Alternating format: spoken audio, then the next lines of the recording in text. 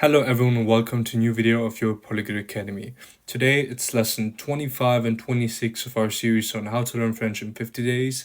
And today we're simply going to continue with the series. So today it's day 13 of the series and let's get into these lessons. Now first we're going to cover lesson 25 and as always there's going to be a dialogue, so please make sure to listen to it twice, and if you're ready, let's go.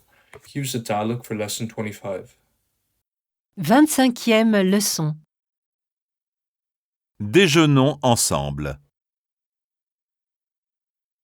Il est déjà midi. J'ai faim. Et vous? Un petit peu, mais je vous accompagne avec plaisir. Je connais plusieurs restaurants dans le quartier.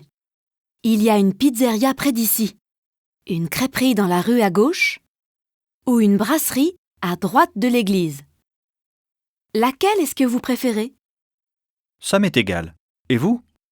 La crêperie. Elle est excellente et pas chère. Ça vous dit? Où est-ce que c'est? J'espère que ce n'est pas trop loin. Je suis assez pressé parce que j'ai un rendez-vous à 14 heures. Non, elle est à 300 mètres d'ici, à seulement 5 minutes à pied. On va tout droit, puis à droite, et ensuite, c'est la 3e rue à gauche.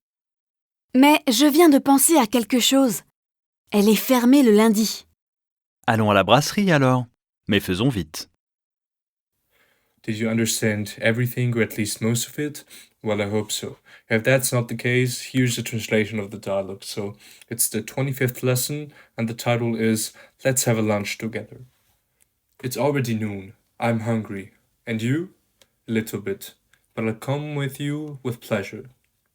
I know several restaurants in the neighborhood. There's a pizzeria near there, a pancake house in the street on the left, or a brasserie to the right of a church. Which one do you prefer? It's all the same to me. And you? The pancake house. It's excellent and not expensive. Does that tempt you? Where is it? I hope that it's not too far. I'm in quite a hurry because I have an appointment at 2 p.m. No, it's 300 meters from here. Only 5 minutes on foot. We go straight ahead then, right, and afterwards it's 3rd Street on the left. But I've just thought of something. It's closed on Monday. Let's go to the brasserie then. Let's make it quick. So this was the dialogue with the translation. And as always, there are some remarks on the dialogue, so please, let's cover them. Now, the first note says that we know that the second person singular and the plural are used in the imperative, as we already saw in lesson 16, note 3. The same is true of the first person plural. Déjeunons, let's have lunch. Faisons vite, let's make it fast. And remember that the final S is silent. So you're not going to say déjeunons, but you're simply going to say déjeunons, faisons vite. See lesson 18 for more. Now, on the second mark, most French words come from either Latin or Greek, whereas at least a third of English words are of Anglo-Saxon origin, which means that one French word can often be translated in two ways. For example, accompagner is either to accompany or to go or come with. For many English speakers used to short phrasal verbs, French can sound very formal, but it simply takes time to get used to this double vocabulary, so let's start now. Now, on the third remark, please don't confuse un quartier, which means a district or neighborhood of a city, lesson 21, with un quart, which means a quarter. The noun can also be used attributively. Un restaurant du quartier, a neighborhood restaurant. It is also used to refer to a segment of fruit or a cut of meat. Now, on the fourth remark, lequel, masculine, laquelle, feminine, and lequel, plural, are pronouns formed by combining the definite articles le, la, les, and the interrogative adjectives quel, meaning which, what in this lesson, and lesson 22, they are used as interrogatives. J'aime ces trois restaurants. Lequel est-ce que vous préférez? I like these 3 restaurants. Which one do you prefer? Nous cherchons la crêperie. Laquelle? We're looking for the pancake house. Which one? We will see later how to use these compounds as pronouns. Now, on the fifth remark, An idiom is an expression whose meaning can't be guessed from its various parts. For example, ça m'est égal, it to me is equal, is equivalent to it's all the same to me or I don't mind. Similarly, the interrogative ça vous dit, literally that you speaks, means something like do you fancy that?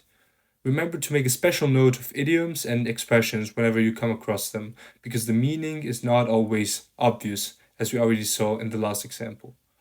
Now, on the sixth remark, the adjective droit has two meanings: right, so the opposite of gauche, left, and straight. Here are some examples: les genoux droites, the right knee; en chemin droit, a straight path. Now, of course, both adjectives agree with their nouns. L'épaule droite, the right shoulder, has an E at the end because of the fact that the noun is feminine. Deux lignes droites, two straight lines, has also an S because of the fact that the name is plural. And the expression tout droit, straight ahead, is an adverb and therefore invariable. Now, finally, on the last remark, venir de, to come from, followed by an infinitive, is an idiomatic way to express the immediate past. It is the translation of to have just plus the past participle in English. So here's an example: Je viens de voir Elsa. I've just seen Elsa. So you have this have just, I have just, and then past participle of to see, so seen, and then the rest of the sentence. The expression is not used in the negative and also rarely found in the interrogative, but at least you know how to form it for affirmative sentences, and at least if you're going to hear it, then you're going to be able to recognize it. Now, these were the notes for today, and if you were able to follow through, then please make sure to do the exercises. So this is exercise number 1. Exercice 1. Traduisez. Je ne suis pas pressée. Je n'ai pas de rendez-vous cet après-midi. Ça vous dit des fraises et de la crème fraîche? Ça m'est égal. Je ne vous accompagne pas à la crêperie, je n'ai pas faim. Faisons vite. Nous sommes déjà en retard. Ce n'est pas loin. C'est seulement à 2 minutes à pied. And this is exercise number 2, where you'll have to fill in the missing words. Now, if you have any questions or any doubts on the topics that I just explained, then feel free to leave a comment. And if that's not the case, then please, let's continue with lesson 26. Now, because of the fact that almost every lesson is structured very similarly, we're going to start again with the dialogue, so please make sure to listen to it twice. And if you're ready, let's start. So this is the dialogue of lesson 26. 26e leçon. Déjeunons ensemble. Suite. Avez-vous une table pour 2, s'il vous plaît? Si vous voulez bien me suivre. Est-ce que cette table vous convient? Non. Je veux être près de la fenêtre parce que j'ai chaud. Asseyez-vous ici. Je vous apporte le menu et la carte des vins. J'arrive tout de suite. Alors, vous êtes prêts? Quel menu prenez-vous? Celui à 20 € ou celui à 40? Le menu à 20. Quel est le plat du jour? Sinon, quelles sont les spécialités? Il n'y en a pas. Je vous conseille de prendre l'entrecôte ou le saumon froid. Dans ce cas, 2 entrecôtes, s'il vous plaît. Quelle cuisson pour la viande? Et avec quels légumes? Saignante pour tous les 2, avec des frites. Voulez-vous boire quelque chose? Du vin ou de la bière? Juste une bouteille d'eau minérale. Nous avons soif. L'addition, s'il vous plaît. Est-ce que le service est compris? Oui, mais pas le pourboire. Now, did you understand most of it? Well, I hope so. In case that you maybe didn't translate every word, use a translation of the dialogue. So it's the 26th lesson, and the title is Let's Have Lunch Together, and it's the following part. Do you have a table for 2, please? Follow me, please. Does this table suit you? No, it doesn't. I want to be close to the window because I'm hot. Sit here. I will bring you the menu and the wine list. I'll be right there. So, are you ready? Which menu are you taking? The one at 20 euros or the one at 40? The menu at 20. What is the dish of the day? If not, what are your specials? We are out.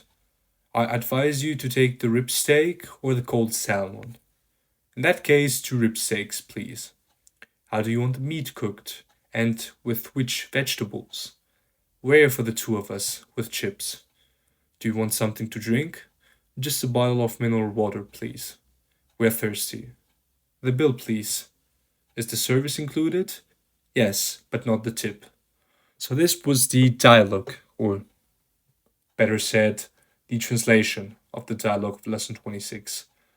Now, as always, we're going to get into the most important notes and remarks on the new vocabulary, so let's just get into that. Now, on the first one, the verb suivre, to follow, is the root of la suite, the continuation. In other words, that which follows. And the expression si vous voulez bien me suivre is simply a formal way of asking someone to follow you. In a less formal setting, the server might say suivez-moi, follow me, as they lead you to your table.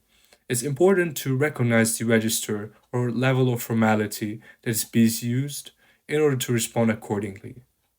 Now, on the second remark, convenir is another rather formal verb meaning to suit, to be convenient, suitable for, etc. For the time being, just remember the interrogative expression est-ce que ça vous convient? Does that suit you? Or more idiomatically, is that okay with you? And the response ça me convient or ça ne me convient pas. That's fine or that isn't fine or that doesn't suit me. Remember also that idiomatic phrases can be translated in different ways depending on the context, but the basic meaning is the same. Now, on the third remark, as we know, the verb avoir is used with several expressions whose English equivalents are formed with to be. J'ai 30 ans, I'm 30. Similar constructions include avoir faim, to be hungry, as we already saw in lesson 25, avoir soif, to be thirsty, avoir chaud, to be hot, and finally avoir froid, to be cold. Now, on the short remark number 4, remember that the present simple tense in French can express an immediate future, as we briefly saw in lesson 10, note 4. Example, je vous apporte la carte, I'll bring you the menu.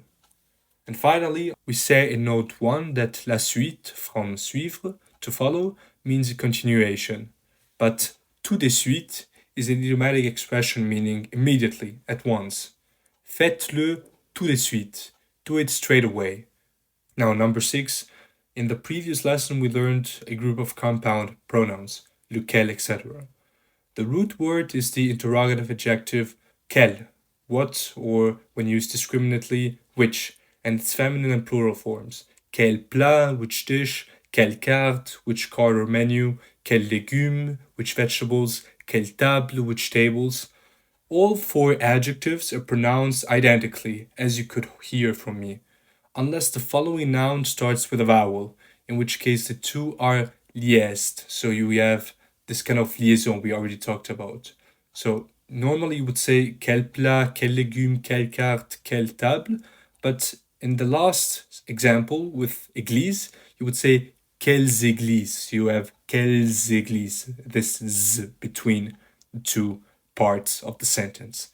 Now on the 7th remark, liaison, blood, is the root of the verb saigner, to bleed, and the adjective saignant, feminine saignante, which literally means bleeding, but when applied to a steak signifies rare, as we could see in the dialogue.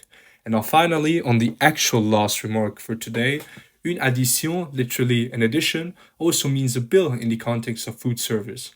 L'addition, s'il vous plaît. The bill, please. A common synonym is also la note, and the word for an invoice is une facture. So now you have a better idea on that. And finally, if you understood everything, then please do the exercises. So this is exercise number 1. Exercice 1. Traduisez. Cette table ne me convient pas. Elle est trop petite. Et je ne veux pas être près de la fenêtre. J'ai froid. Puis-je avoir la carte des vins? J'arrive tout de suite.